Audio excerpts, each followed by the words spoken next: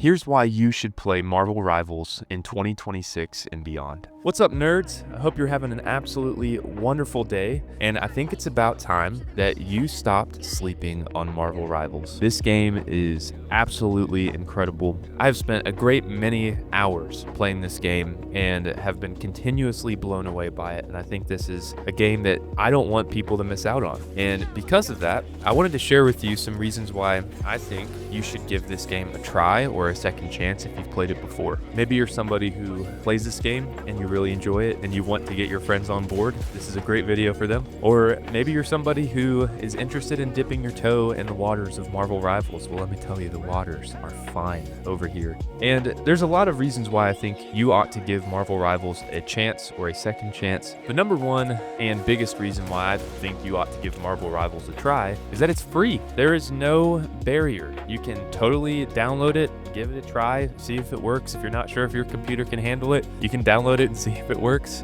That might be the biggest barrier of entry for some people, is computer specs. But if you have a PlayStation 5, an Xbox Series S, I believe that's what they're called these days, or a PC that has good enough specs, give it a run and just see how you like it. It is totally harmless. And one of the things I love about the model of this game too, not only is it free, but I think it's a very fair model. It's not like you can pay to then unlock all the different characters. They give you all the characters from the very beginning that you can play. The only things that you are paying for are cosmetics. You're only paying for skins and emotes and those sorts of things. And what's also amazing, oftentimes you can get a lot of units just from playing the game, and that is the currency they use for you to actually purchase those skins. So it's extremely reasonable and fair. It's one of those games, kind of similar to a Warframe to me, where the model is so fair, it almost makes you want to give them some money to support them. So it is a totally free model. All the game modes are free. All the characters are unlocked the moment you install it, and the only thing you're paying for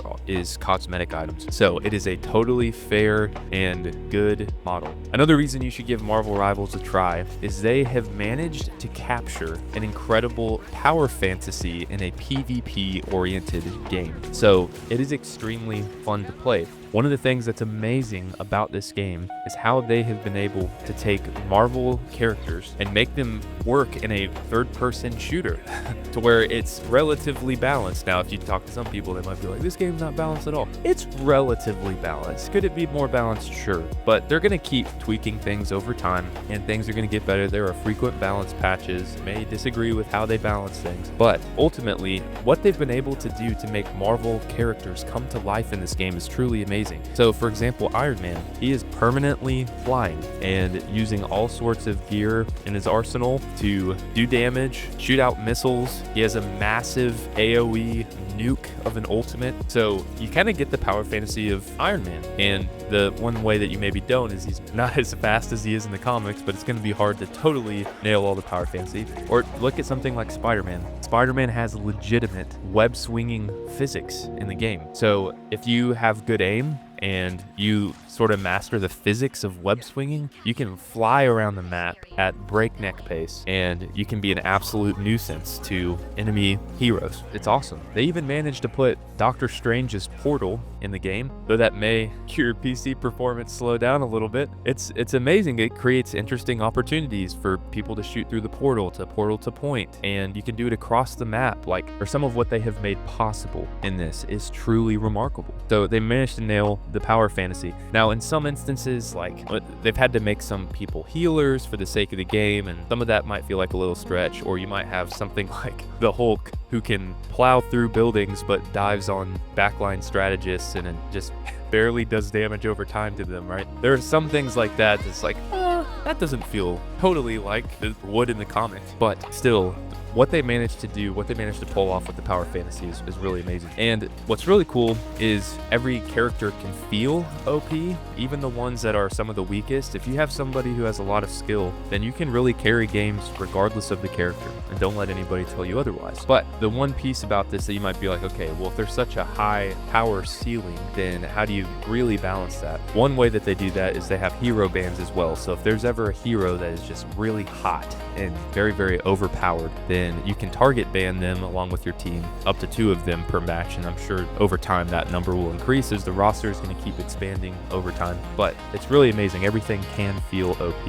One of the things that is also great about this game and why you should give it a try is the replayability. Every single game of Marvel Rivals is different. Sure, there are similar things that happen, it's the same characters over and over, but the different comps that are made, the play styles of each person, all of it makes every game different. And that's part of what makes multiplayer PvP games interesting anyway, is you have the challenge of going against other humans. And there's a whole lot of strategy to this. It's a great opportunity to play with friends. Step 1 is make friends. And if you would like a link to how to make friends, I'll have a link in the video here. Just kidding. Once I figure that out, I'll let y'all know too. But what helps this game feel replayable is the challenge factor. It makes you want to keep coming back for more, or make you rage quit. Just kind of depends on the game. But the challenge makes it to where you want to keep replaying it, and it's fun to play. That also helps with the replayability. Another thing I love about this game and why you should give it a try is it is for all kinds of gamers. So if you're somebody who loves the sweaty, just like ultra sweat fest kind of game,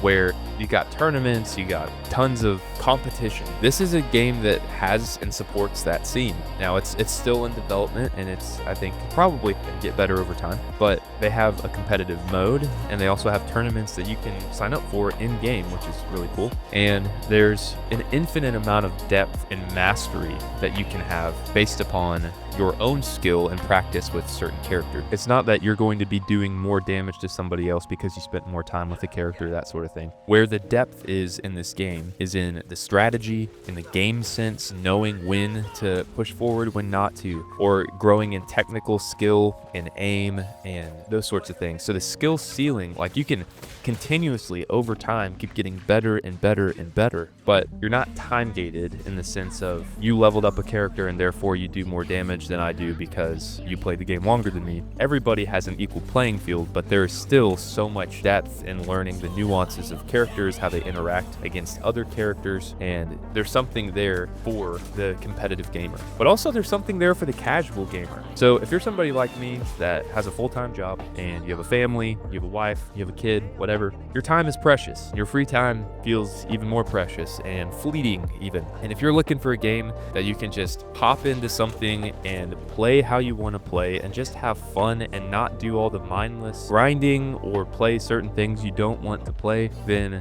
you can find that here in Marvel Rivals. And I've kind of gotten used to this, that there is zero queue time whenever you're playing quick play. You will get thrown into a game almost immediately, which I have not seen other games really have that fast of queue time. So you're not sitting there waiting in between games. You literally hop in and play game after game, and it can get you on a loop that will make you keep coming back. But it's super casual friendly, and if you want to just jump in and play Spider-Man and don't want to have to worry about toxic team chat, you can disable that too. But if you just want to come in, play a hero for a little bit and then log out, you can do that. And what's also great for the casual gamer is there is no grinding to unlock things. There is a very low barrier of entry in terms of time. So all you have to do is log into the game and you have access to everything right away. You have access to all the characters. You're not at a competitive disadvantage apart from just not having as much game sense from not playing the game. So everything is there for you right from the beginning. And what's also great, if you're somebody who's more of a casual gamer, they like to add fun arcade modes. They just recently added a zombies PvE mode, and I think they're going to be doing more PvE things like that too. So if you're looking for something that doesn't feel as competitive and cutthroat all the time, they're going to keep adding those fun kinds of modes. So there is something there for every kind of gamer. And something else I like about Marvel Rivals and why you should give it a try is there are different kinds of play styles for everyone. Not only for different types of gamers, but based upon gamers' personality, there are roles, positions in this game that will click with all kinds of different people. I'm a really big sports fan. I love football. I watch a lot of football, watch NFL, college football, etc. One of the things I love about football is there are so many different positions in the game, and all the different positions can maximize different kinds of strength. So let's say you're somebody who has the body type who's very strong and lumbering over people, but maybe you're not as fast, not as agile, etc. Then you can play lineman and do a decent job of that. If you're somebody who's shorter, but you're pretty quick and shifty and agile, then you can play running back. If you're somebody who has a really strong arm, but maybe is not gifted in other ways, you can play quarterback. If you're taller and lankier and can jump really high and be shifty and catch, then you can play wide receiver. If you're somebody who's like, I can kick a ball really far, you can play punter or kicker, right? There are so many different positions in sports like that. And what I love about Marvel Rivals is it kind of scratches a similar itch. There is a role for everybody. In a lot of different shooters, it really is so leveling the playing field that everybody has the same sort of interactions all the time. It's normally like in Call of Duty or Battlefield, whoever sees the other person first is going to win that fight, period. Now, there are some instances in which that's true with Marvel Rivals, but overall, there's a lot more skill expression in this game. There's a lot of different ways that you can be effective. So if you're somebody who maybe is not the most technically gifted and has pretty bad aim whenever you play games like this, there are characters that will challenge you in ways other than aim. Like you can play Scarlet Witch and lock on to people, and maybe you're stronger in game sense, or maybe you play a character like Black Panther who is more of a combo oriented hero and more melee focused. If you want to be the Peacock, if you want to play the game or the MVP, you want to get the most kills, you can play that way.